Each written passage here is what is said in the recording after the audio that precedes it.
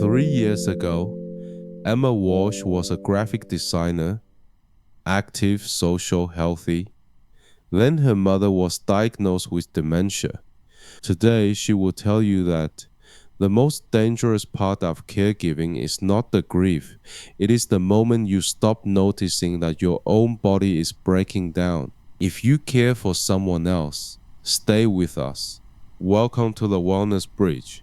I am Gary Chen, physiotherapist and founder of GC Integrative, Physiotherapy and Wellness on the Gold Coast. Today I am joined by Emma Walsh, a Gold Coast mom, designer, and for the past 3 years, the primary caregiver for her mother living with Alzheimer's disease.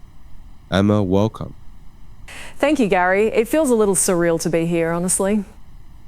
I think by the end of this conversation, that feeling will make a lot of sense.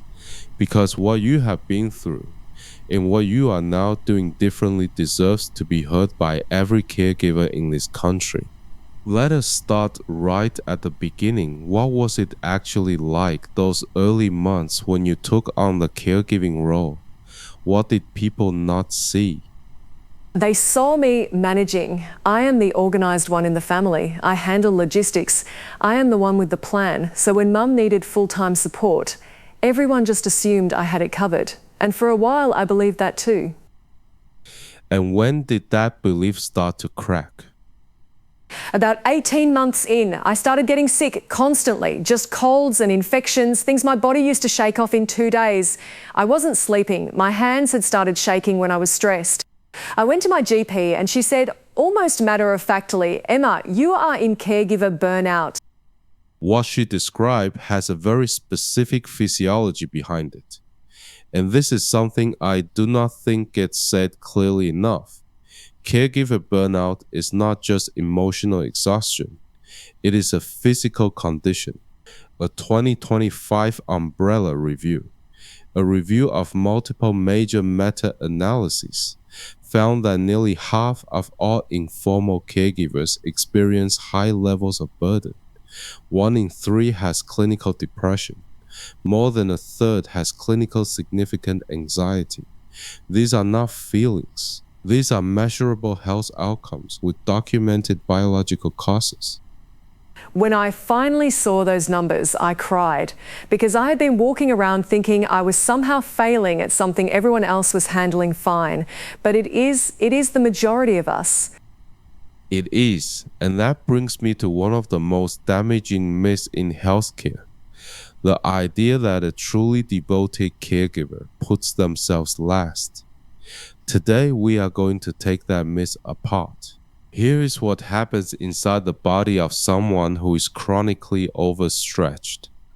Research from Aging Research Reviews, published in 2024, describes a state called caregiver overload, where the body cannot fully recover between stresses. The HPA axis, which regulates your stress hormones, stays in chronic activation. Cortisol dysregulation follows. The immune system becomes suppressed. Cardiovascular risk increases. Sleep is disrupted by a state researchers call cognitive hyperarousal, a kind of biological hyperalertness where the mind cannot switch off because it is perpetually scanning for the next crisis. And here is the detail that I find most striking. Caregiver stress is associated with shortened telomere lengths. Your chromosomes are literally aging faster. My integrative GP tested my telomeres last year. Biologically, I was approximately 12 years older than my actual age. I am 38. That landed very hard. And this is the part that makes me genuinely frustrated about the myth of caregiver selflessness. The cultural narrative goes, a good caregiver sacrifices completely. No breaks, no asking for help, total devotion. But the science says the exact opposite, and it says so loudly. Here is the evidence. A 2024 randomized controlled trial put 66 Alzheimer's caregivers through an 8-week mindfulness program. The caregivers who completed it showed significantly reduced psychological distress. But here is the part that changes everything. The Alzheimer's patients in their care also showed measurable improvement in behavior and psychological symptoms, not because the disease changed, because the caregiver's internal state changed. What researchers call the care dyad, the bond between caregiver and patient, became healthier. The World Health Organization now formally classifies self-care as a central element of health services, not a luxury, not a reward for good behavior, a clinical necessity. I wish I had heard that 2 years earlier. I genuinely believed that if I took time for myself, even just sitting with a coffee in my garden, I was somehow taking something away from Mum, like the energy I spent on myself was stolen from her. Where does that belief come from, do you think? It is cultural, is it not? You are supposed to just keep giving, especially as a daughter. There is this pressure that if you are not exhausted, you are not trying hard enough. Exhaustion became a signal of love. In that equation, exhaustion equals love is costing caregivers their health. We need to name it for what it is, a myth, a scientifically unsupported story that is making people sick and making their care recipients worse off in the process. Now here is where science and ancient tradition meet in a way I find genuinely beautiful. Loving kindness meditation, or metta in the Buddhist tradition, is one of the oldest intentional practices in recorded human history. Its premise is startling in its simplicity. Before you can genuinely extend love outward, you must first turn it inward. You say, silently or aloud, "May I be well. May I be safe. May I be at ease. May I be free from suffering." Not as performance, as a genuine biological act of self-regulation. A 2024 meta-analysis on loving kindness interventions found that these practices reduce stress with an effect size of 0.54. They improve self-compassion with an effect size of 0.64. These are clinically meaningful numbers in a population where self-criticism is one of the primary barriers to recovery. I actually tried this. My psychologist suggested it, and I felt deeply uncomfortable at first, almost wrong, like I was directing something inward that was supposed to go outward. That discomfort is itself evidence of the story we have been taught.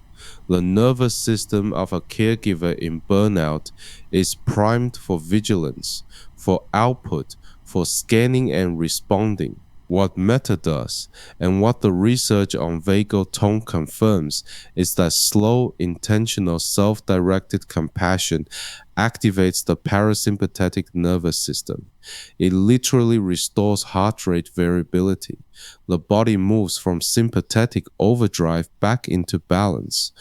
What Buddhism calls opening the heart, neuroscience calls vagal augmentation. When I finally got past the discomfort, it was about 3 weeks before something shifted. It felt less like a meditation and more like permission. Permission, that is exactly the right word. And the profound thing is, it is permission backed by peer-reviewed evidence from multiple independent research groups across 3 continents. So let us get practical. If you are a caregiver or you love one, here are 3 tools with real research behind them that you can start today. First, the slow exhale breath. A 2025 systematic review confirmed that slow nasal diaphragmatic breathing significantly improves heart rate variability, parasympathetic tone, and emotional regulation. The mechanism is well understood. You are directly stimulating the vagus nerve with every long exhale. You do not need an app or a class. Inhale for 4 counts. Exhale for 6. 3 minutes. That is enough to measurably shift your nervous system out of threat mode. I do this in the car before I go inside after an errand, just sitting in the driveway. 3 minutes, it genuinely changes the flavour of the next few hours for both of us. Second, 5 minutes of metta, not 30 minutes, not a retreat. 5 minutes. May I be well, may I be safe, may I be at ease. Then extend it to your care recipient, to other caregivers, to all people who are struggling today. Research shows even brief loving kindness practice reduces burnout scores and improves a sense of connectedness. You are not alone when you practice metta. You are joining millions of people across history who have used this same practice to resource themselves. Third, and this one surprised even the researchers, take your exercise alone. A 2025 Frontier Systematic Review found that caregiver-specific exercise interventions work best when the time is exclusively dedicated to the caregiver's own recovery. When you walk or exercise alongside your care recipient, you are still in the caregiving role, still monitoring, still responding. 20 minutes of walking alone is a different neurological experience. It is not abandonment, it is biological necessity. My sister thought I was being antisocial when I started my solo morning walks. Now she says I am noticeably calmer when I come home. She has started doing it herself. Because you are calmer, and a calmer, healthier version of you is more present, more patient, and more biologically capable of sustaining the role. This is not self-indulgence, this is strategy. Emma, as we close, what is the one thing you know now that you wish you had known at the very beginning? That my body was part of the care. I was so completely focused on Mum's body, her symptoms, her needs, her day, that I forgot there was another body in that room absorbing everything, mine. Your body was part of the care. I want every caregiver listening to sit with that for a moment. Your nervous system, your sleep, your capacity for self-compassion, these are not separate from the care you provide. They are the infrastructure. Neglect the infrastructure long enough, and the whole system fails. The myth says caregivers are at their best when they give everything. The science says caregivers are at their best when they also receive. Emma, thank you. Your honesty today is going to give permission to a great many people who are waiting for it. I hope so. To anyone out there carrying this, you are not alone and you deserve to be cared for too. Today we took apart the myth that caregiver self-care is a form of selfishness and built a case grounded in evidence from multiple randomized trials and systematic reviews that it is among the most important clinical acts a caregiver can take. Not for themselves, for the person they love. If someone in your life is carrying the weight of caring for another person, share this episode with them. It may be the most useful thing they receive today. I am Gary Chen. Until next time, together we find balance in one.